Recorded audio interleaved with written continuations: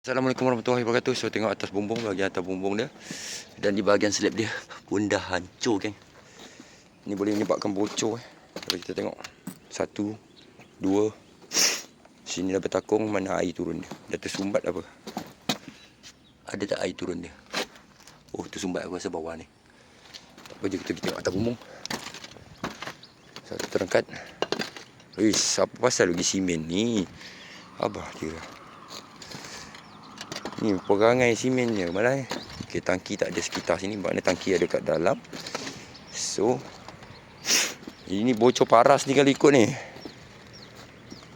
Banyak bocor dia ni.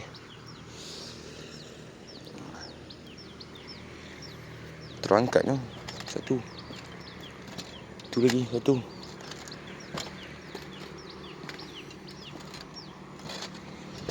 Kita terangkat macam ni. Mana tangki ada kat sini? Kita buat video kan untuk buka.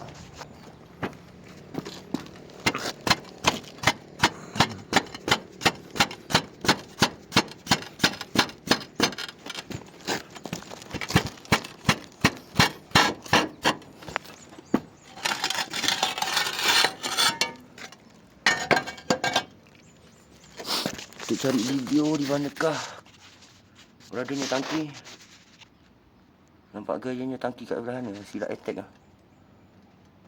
Sebelah sini tak ada. Okey. Saya tutup balik.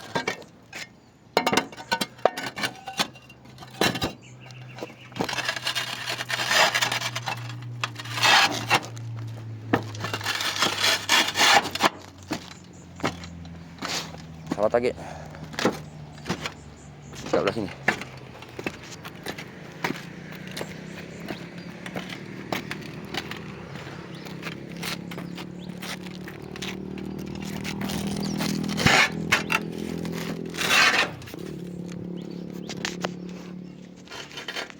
Okey, jumpa tangki.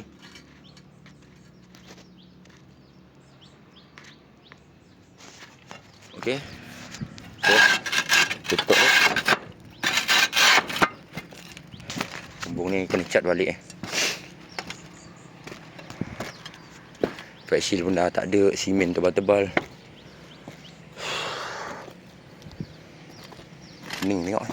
Kenapa diorang buat macam ni simen?